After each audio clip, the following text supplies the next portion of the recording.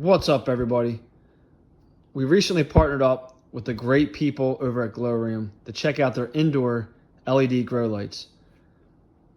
This comes in two different styles, which is a single light at 20 watt. And you can see I went with the 40 watt, which is a double light. They both come in black and white. I went with the black, and this thing's pretty darn cool. You can see it comes in a pretty small box, so it's not a big deal getting this thing delivered, and a super easy user manual, which we'll kind of touch on in a minute. But yeah, really happy with this product, and thank you to my friend Chris Stubbs over at Stubbs Aquatics, who hooked me up with the people at Glowrium. So thank you, my man. I will put a description of his YouTube channel in the description below. Definitely check out my man Chris and all the things he's got going on over there. All right, now let's go take a look at this thing. So here it is, the black 40 watt indoor LED grow light. So what I like about this is to put this thing together is super easy. In the user manual, it'll have you put this together in 4 easy steps. I had it done in no time. It's sturdy. The lights themselves, you can move them any which way you want. The stems, you can move the lights in different directions. What I like about the base here, a lot of people will have like let's say you have a bigger pot, they'll have that sitting right on that, or even you can slide this under furniture, which is pretty cool. Okay, we are in my dungeon. This is my dark, ugly, unfinished basement. This is where I like to use my light most times. So I typically have my seedlings, my starter plants, 1 gallon, 2 gallons, up to 3 gallons. And the lighting down here is so bad, and this just illuminates the whole area, which is incredible. That's why I love this light so much. And you can adjust the lights like we've already went over. Right here, I just have 2 gallon sable miners, the dwarf palmetto, and then I have 1 gallon windmill palms.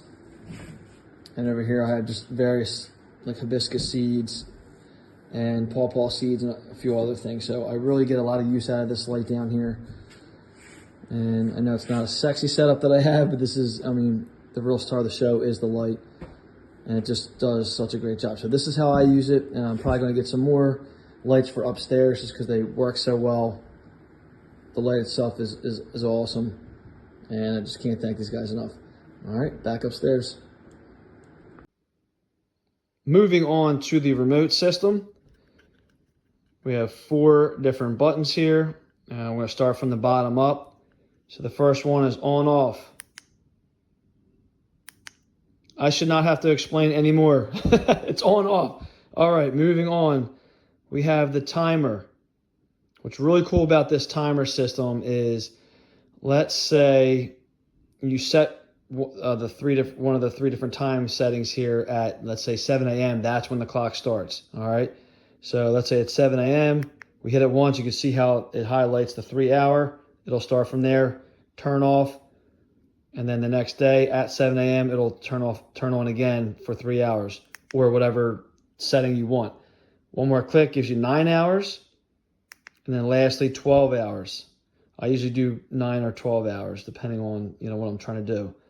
And then if you want to go back to 3, hit it one more time. Pretty simple. The next is a really cool mode. This is the spectrum mode. All right, so before we show you this, let me go look at the user manual. So I'm not going to go in great detail. I'll just show you how it works. But they highlight here the growth stage, and they'll kind of go into the importance of that, what lights are going to do that, the seedling stage, and then the flowering stage. All right, so let's go back to the remote here. And this is kind of hard to pick up with the camera here, but we're going to attempt it anyway. So you can see when you click it, the different colorations and what they represent all kind of show there. So pretty cool. Definitely look at the user manual, and that should help you out. All right. And then lastly is the dim setting. Pretty straightforward. So let's take a step back. I think I have it on the brightest now. I wasn't. So I see it goes to the brightest now, it goes down to the lowest, which is 10%. I think it's 10, 20, 40, 60, 80, and 100%. That's the different settings. You can see how that's getting brighter, and we're going back down. All right, pretty cool. Super easy to use. And also, too, I forgot to mention, so with this, with the light, so it does come with a, hold on. You see, I just went crazy with the thing here. So you have Velcro here, so if you want to make this a little more tidy, you can kind of fixate that on the pole. If you don't like it to be super tall, if you have seedlings or smaller plants, the different poles here, you can remove them, and that's how you can lower it essentially. So you can get different heights out of it. It's adjustable, which is really cool. Just really happy with this. And thank you, Glowrium, for setting this up, and I will be using this for years to come. Just an awesome product. Really great people to work with, and I'll please look in the description below for their information and where you can get this stuff. And just really pleased with this. Please check them out. And do research too, and that's why we make these YouTube videos, so you can see and hear the success stories or failures of other products.